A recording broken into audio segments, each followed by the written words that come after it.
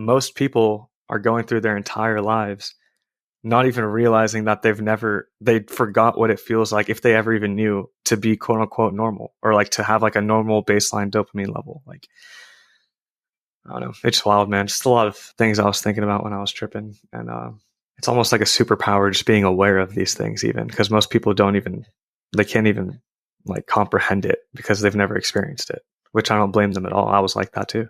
This podcast is for educational and entertainment purposes only. Our goal is to educate and inform others about the realities of substance use in an engaging and entertaining format. We share these experiences so you can experience them without trying them yourself. By listening to this podcast, you agree not to attempt to recreate anything found in this episode or in any of our other content. We are not confessing to any acts stated in this podcast. The content in this episode should not be treated as factual or real in any way.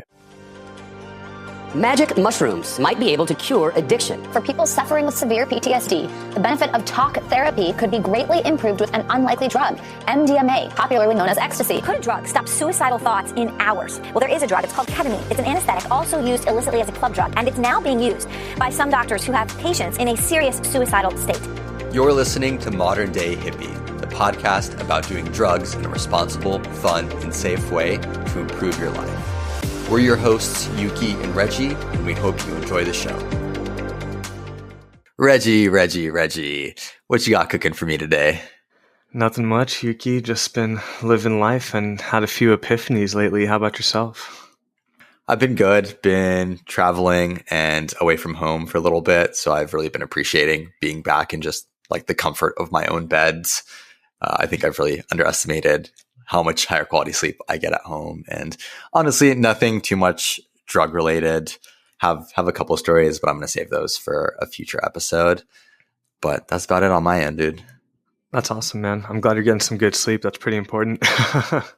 Yeah, I will honestly say on that note, so I know we've talked about in the past when you do kind of multi-day benders, whether it's music festivals, whether it's crazy big parties, and part of it is doing the drugs back to back on consecutive days just makes them hit less, even if they're different. I feel like your brain just kind of gets too overstimulated. But I also think lack of sleep makes you like less susceptible to the drugs. So getting a good night's rest will make sure that you feel your drugs the proper amount.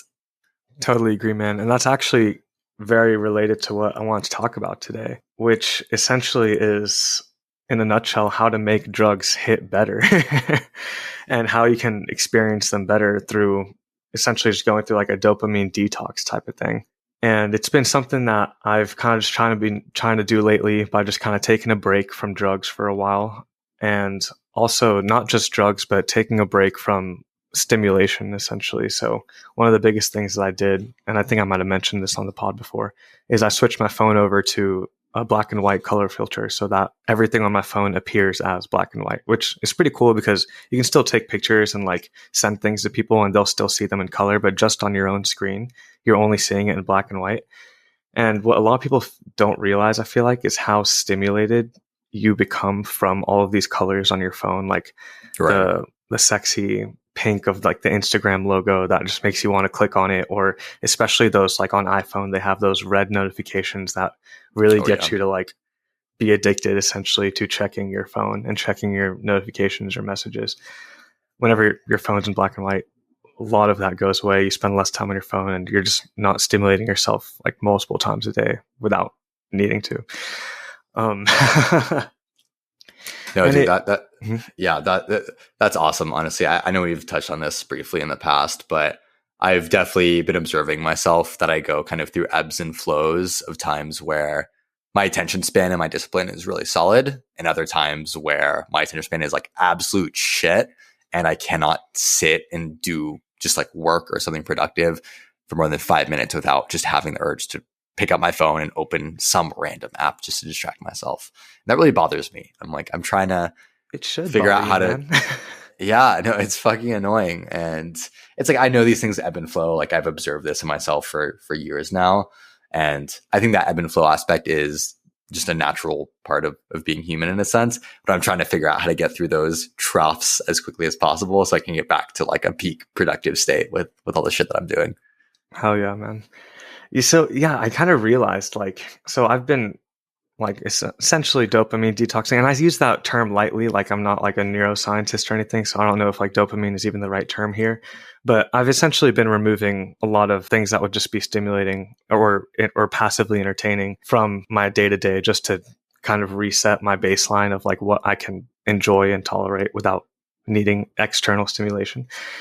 So I don't listen to music as much. I'll still listen to music when I'm working out or something, but I mean, the key there is that I'm working out, right? Right. And it kind of made me think, like, when's the last time that I actually felt quote unquote normal? As in, like, not always stimulated, like, not like consistently needing to scroll on my phone or like just seeing vibrant colors that don't exist in nature all the time, right? Right. And I really had the epiphany of, I knew I was always like, while doing this, I was aware that I was trying to like increase my baseline level of just being like feeling quote unquote normal or whatever that means in today's society, right? Because, um, everybody's overstimulated these days, like in the Western Totally. world with technology and everything. But once I kind of went like a month without like, well, having my phone in black and white, like not listening to music when I didn't feel the need to, um, just working out consistently and stuff like that. After about a month, I decided to go on a psychedelic trip and I took some pretty powerful penis envy mushrooms. So for those of you who don't know, it's like one of the stronger strains of psychedelic mushrooms that you can acquire. Do these mushrooms actually have more like libido enhancing abilities as well? Like, is that part of the naming convention? I don't think so. Yeah, I mean, I'll be honest. When I was taking raw mushrooms, mostly in college, I had no fucking clue what species it was. Like, I know there are at least dozens, if not hundreds, of mushroom species that actually have psilocybin as the active ingredient. They all act a little bit differently, but I was just buying the freeze dried like remains of mushrooms grown under like my buddy's bed, and then I kind of leveled up to just taking the mushroom chocolates with extract. So I've never like eaten a mushroom and known that it was a specific like strain or species. Yeah, it's kind of hard to do. You have to like really know someone who knows what they're doing in growing it in order to get something specific like that. And I think Right. one of the cool things about taking these penis envy mushrooms, they were raw mushrooms, they weren't like in the form of chocolate or anything like that, was that I feel like at this point, you and I have both developed somewhat of a tolerance to those chocolate mushrooms. And it was actually, on a side note, it was really interesting. When I was eating these penis envy mushrooms, I think my body just knew that they were really strong because it was extremely difficult to take them down. Like normally mushrooms are pretty hard to take down anyways. Like they're just like nasty. But these were just like my body was almost rejecting it before I could even like swallow. And I was just Do you think that forcing myself to eat was it. do you think that was more in your head because you knew it was going to be strong, or was the taste actually just like earthier and kind of more yucky than usual? Honestly, it was probably a combination of the two. Like Yeah, like that's when fair. you say in your head, like I don't know if it was like in my head or like in my body. Like my body knew, like it just recognized what was about to happen, and that's why I just kind of like put up those defenses. But yeah, no, probably a combination. I don't know, honestly. Maybe someone can tell us in the comments. No, I totally feel you on that, because even with the mushroom chocolates, as good as they taste, if I take the same flavor too often, even just kind of seeing them like in my head, I'm like, oh, I'm excited, but my stomach I feel like it starts like rumbling a little bit because it kind of knows what's coming. When I take mushrooms, like it's like just a little annoying to my stomach. Like it's nothing bad. It just makes me like super gassy. And so if I'm smart, I'll take like a Gas X or something like when I'm taking mushrooms. But it's funny. I definitely feel that sometimes. Like I'll look at them and I'll be excited to take them in my head, but at the same time, they'll kind of like make me feel a little bit like icky. And when I'm swallowing them, I can like, my brain can like pick out the subtle taste of even like the extract mushrooms out of this Yeah. otherwise like really good peppermint chocolate or whatever.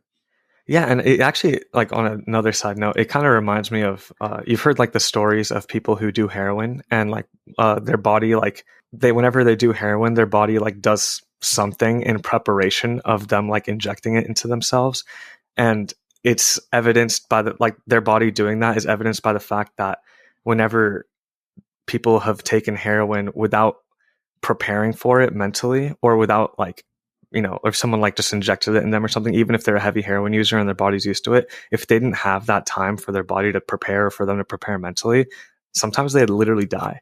Like, obviously we're not doing heroin, Wow. so it's like, we don't have that issue with shrooms, but like, it just kind of reminded me of that. Like, I think that's a real thing. Like, your body kind of anticipating what's going to happen and then doing something to prepare for it.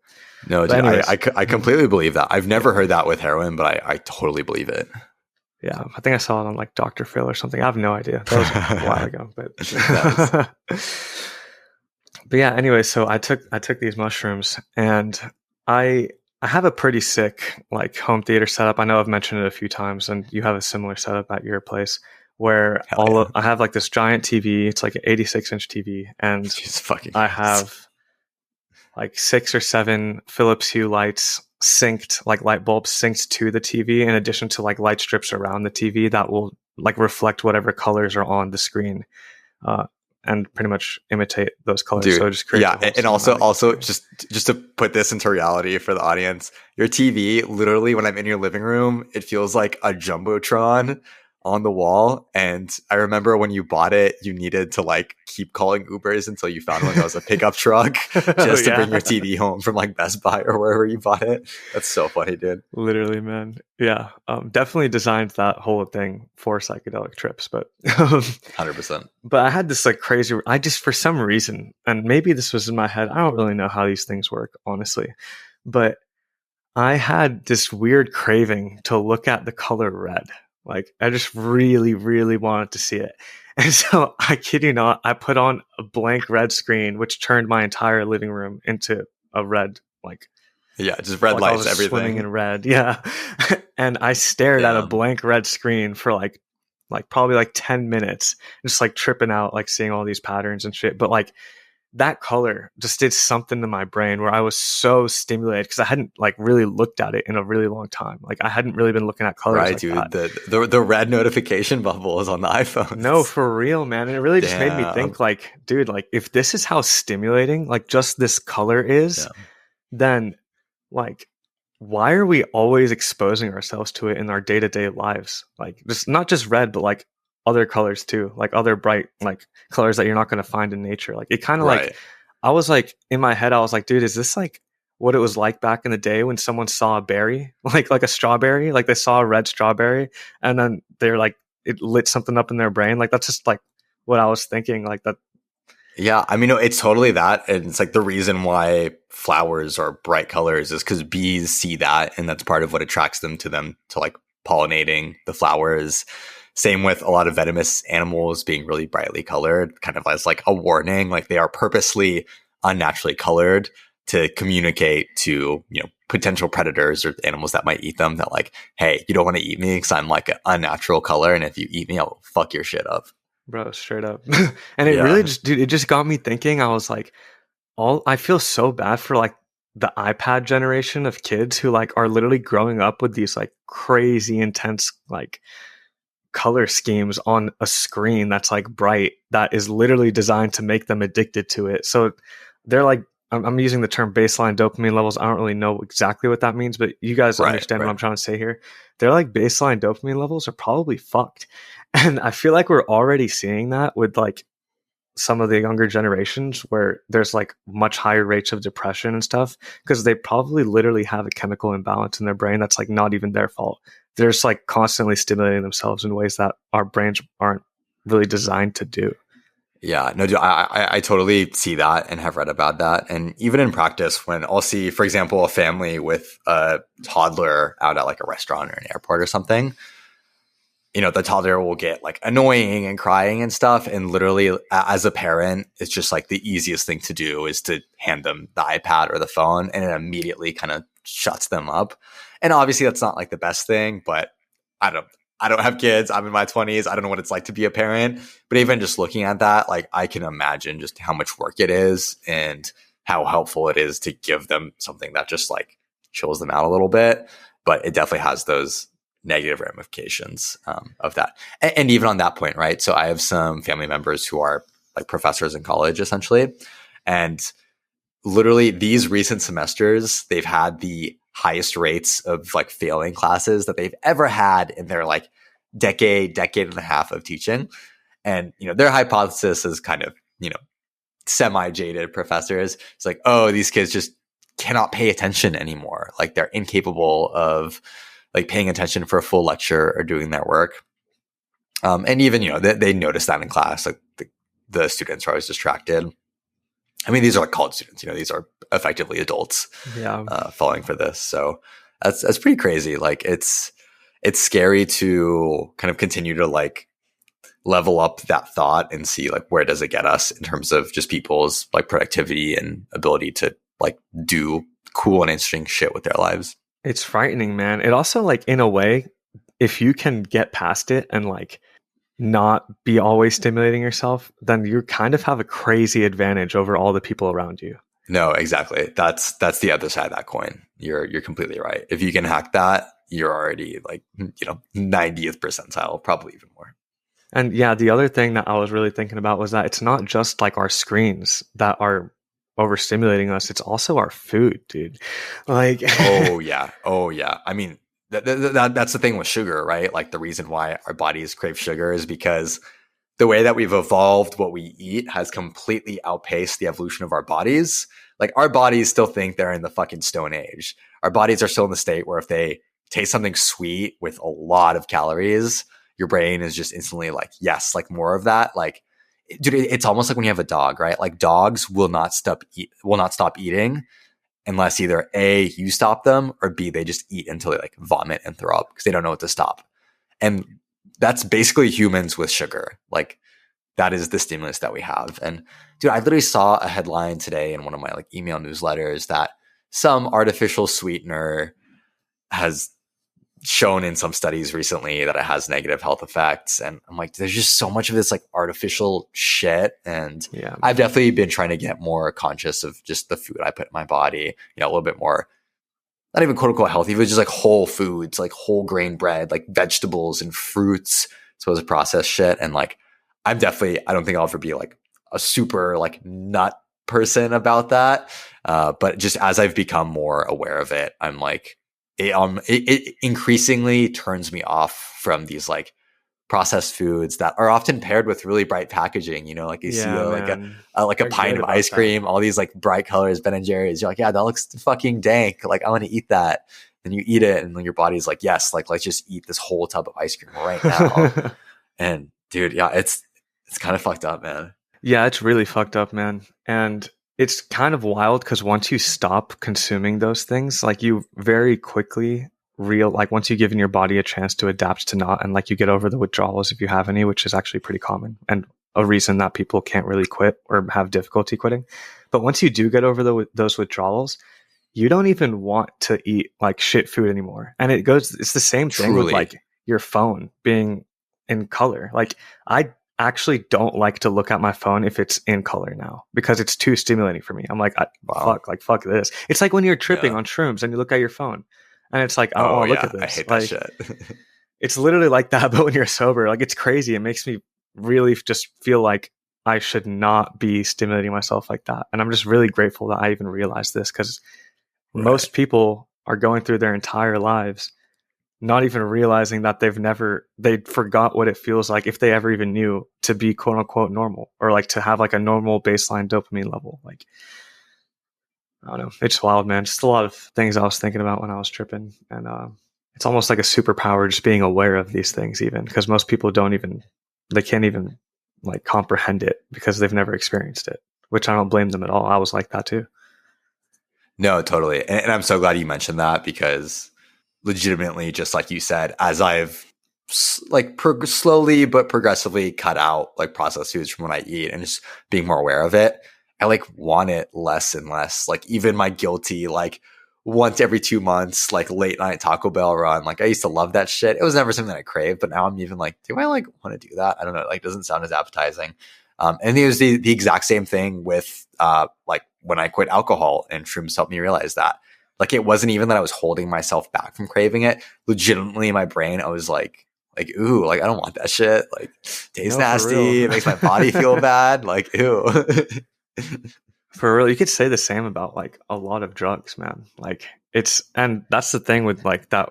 I think we should emphasize about drugs because we're all about doing drugs in a safe way and a fun way. It's just like one of our 10 commandments. Like if you actually want it to be hidden right, if you actually want the drug to like feel really good, just like your first time, you got to chill out with that shit. Like you can't do it super often or else you're just going to get used to it.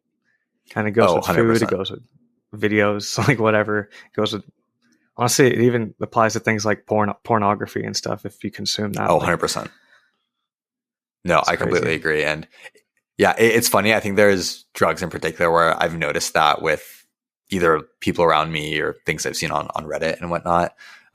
Those two drugs are Molly and ketamine. It's like with Molly, you have people kind of trying to chase the same feeling, just taking, you can start off like with 1 or 2 points. First time you roll, you'll have a blast.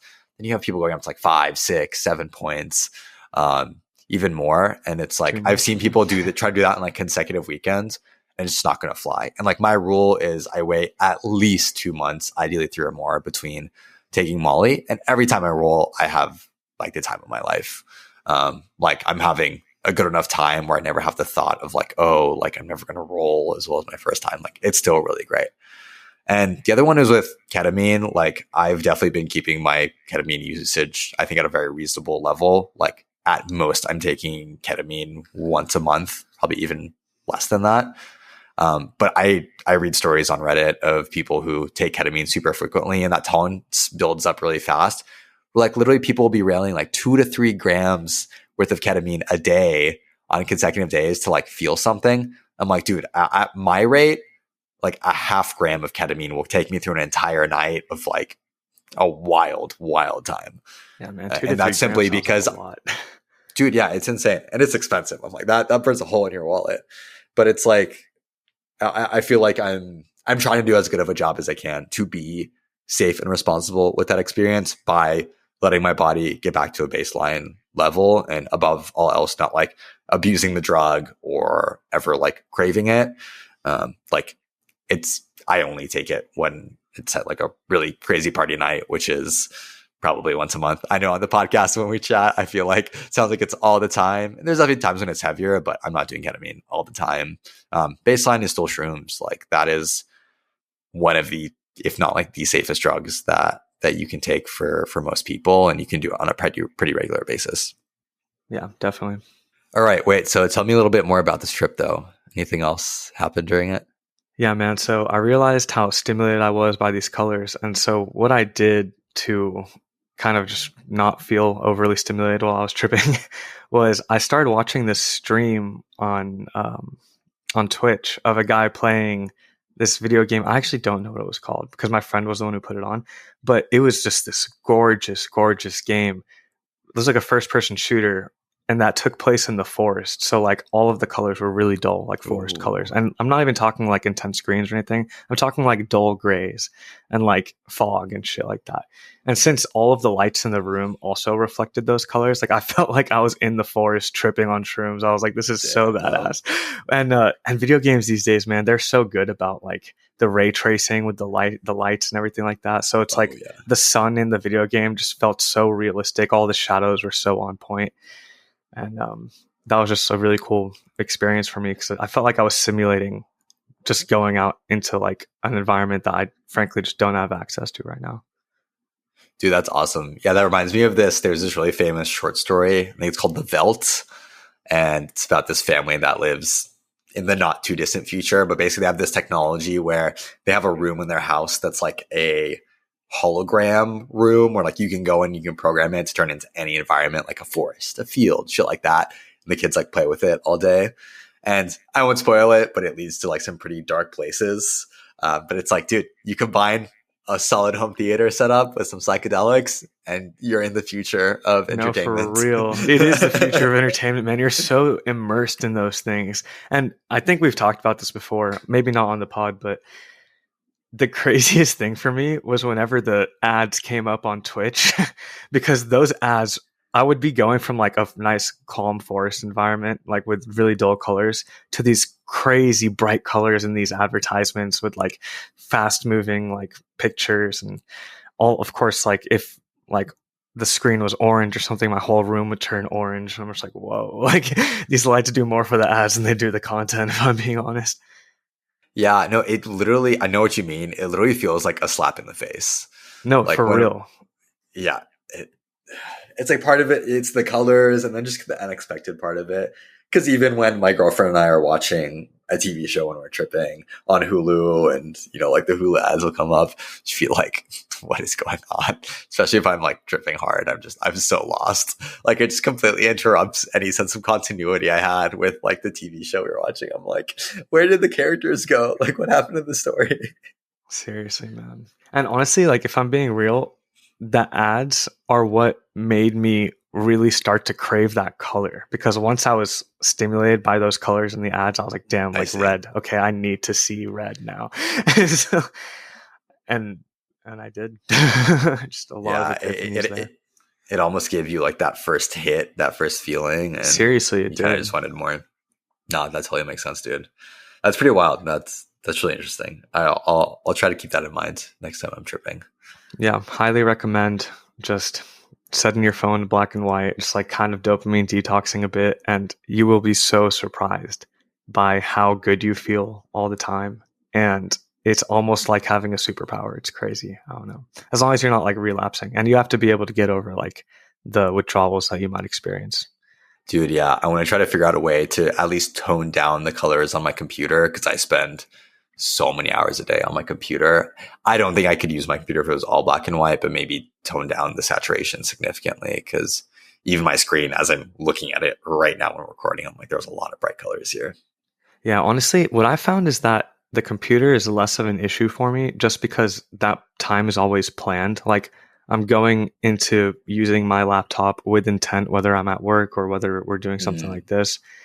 But the thing with the phone is that it's always like unexpected stimulation and consistent, constant whenever you wake up, before you go to sleep. Like it's not right. It's just too much, man. Like no, that makes sense. Honestly, I'm gonna give that a shot and report back on how that goes. Yeah, man. Let me know. All right, dude. Well, I appreciate it. That's the pod, guys. Remember to always stay safe, stay responsible, and be smart with every substance that you're doing. Thank you guys so much for listening. We really fucking appreciate y'all. If you want to show us some love, it would actually mean the world to us. If you're listening on YouTube, drop the video a like and the channel a subscription. And if you're listening on a podcast, just leave us a quick rating. These few seconds of your time go a really long way in helping us out. If you want to hit us up with questions, episode ideas, or anything else, you can reach us on Twitter at MDHpod or email us at mdhpod@gmail.com. Finally, we're just getting started with the pod, and our promise to you is to make every episode at least 1% better than the last.